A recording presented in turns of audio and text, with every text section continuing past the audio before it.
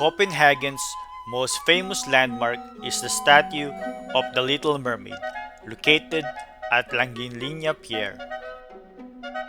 The Little Mermaid is a fairy tale written by Danish author Hans Christian Andersen.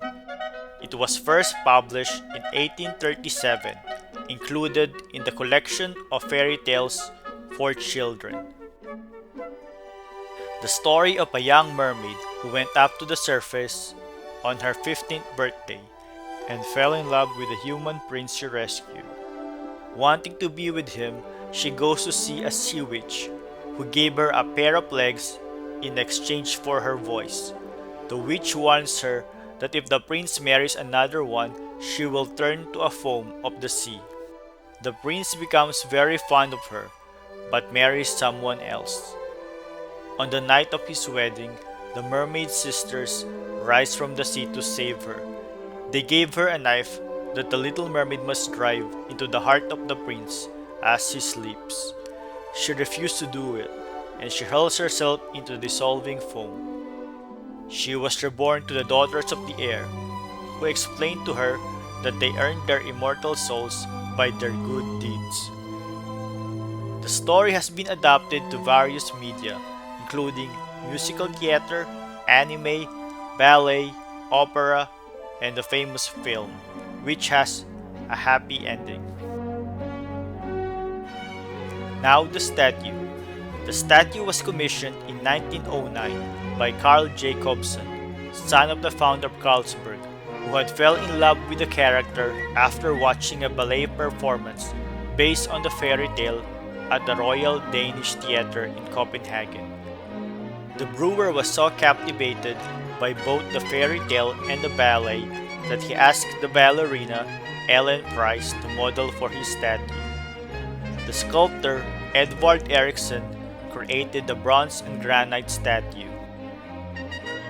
Its head modeled after Price, but she refused to model in the nude, so the sculptor's wife, Eileen Eriksson, was used for the body.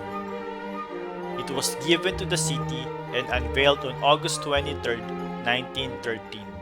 The statue depicts the Little Mermaid as every morning and every evening she swims to the surface from the bottom of the sea, and perched on her rock in the water, she stares longingly towards the shore, hoping to catch a glimpse of her beloved prince. The Copenhagen City Council moved the statue to Shanghai at the Danish Pavilion for the duration of the Expo 2010, the first time it had been officially moved from its perch, since it was installed almost a century earlier.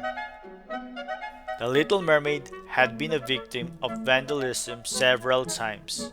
Twice she has lost her head, once the arm was sawn off, and several times she had paint poured on her, but every time she is rescued and restored.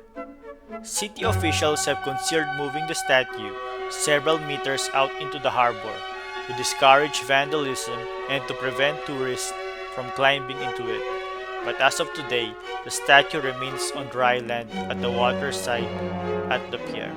On August 23, 2013, the statue turned 100 years old.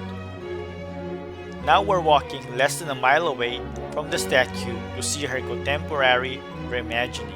There is a new square by one of the old warehouses in the Copenhagen harbor.